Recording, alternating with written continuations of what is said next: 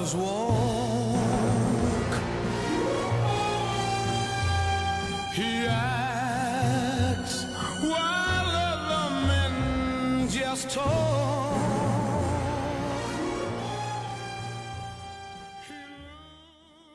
The popular image of James Bond as the man who has everything, already magnificently developed in 3 progressively more compelling films, is now cheerfully expanded beyond any possible chance of doubt in the 1965 rendition of Ian Fleming's novel Thunderball. As Thunderball opens, Spectre is again on the move. This time, the mission, to blackmail the United States and Great Britain, is headed by number 2, Emilio Largo. The plot he has masterminded involves stealing 2 nuclear warheads and threatening to blow up a major city if the 2 countries don't pay the ransom. After the threat has been issued, M calls in the 00 agents and assigns them to tasks around the world with the goal of finding and stopping Largo. 007 draws Nassau, where he encounters old friend Felix Leiter, Largo's lovely mistress Domino, and a host of deadly adversaries. Of all of Bond's performances, Sean Connery seems the most comfortable here.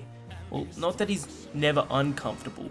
With 3 movies behind him and 2 more yet to come, Connery was in the midst of his career-making successful run. His screen version of the super spy may not be what Ian Fleming envisioned when he first put the pen to paper, but by the release of Thunderball, the actor has left his indelible imprint on the role, a characterization that none of the performers following him have been able to equal, in my opinion. The strengths that Thunderball has can be split up into 3 areas: the previously mentioned aspect of Sean Connery, the villain Emilio Largo, also known as number 2, and the quirky stereotypes that we know these older Bond films for, and in this case, the goddamn pool filled with sharks. Let's start with that. Let me say, having a pool filled with some of the most deadly sea creatures known is both absolutely stupid and bloody cool.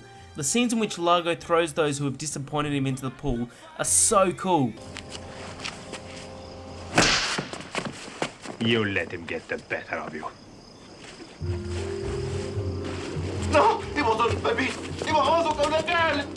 No, no, no.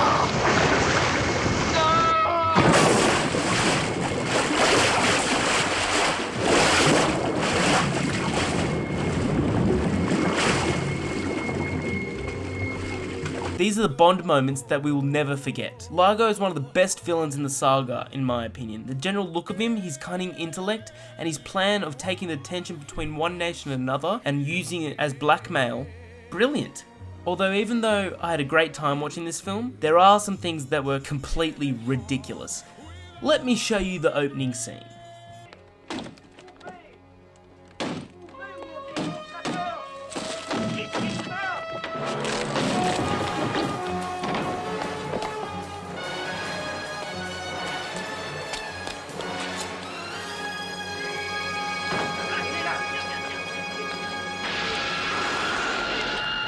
Where did that jetpack come from? Where?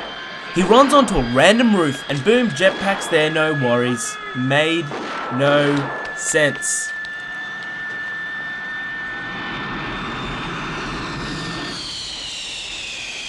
And let me show you this torture scene from the medical center and try not to laugh.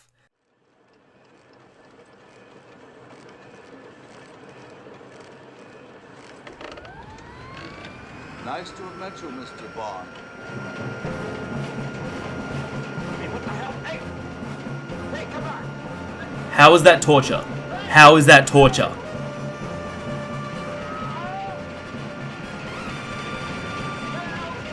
I feel kind of weird watching this. One of the biggest commendations that critics give this film is the underwater fight scenes, but watching them now, it just felt so clumsy, awkward and unnecessary. It was just weird seeing hero fight against foe underwater. Like, it was cleverly choreographed, but it was behind its time, it just didn't look right. But at the end of the day, Thunderball is a fun movie. Sean Connery is great, as always. His witty one-liners are always a joy to watch, but it is definitely the worst of the 4. Wayward Review gives Thunderball a 7 out of a possible 10.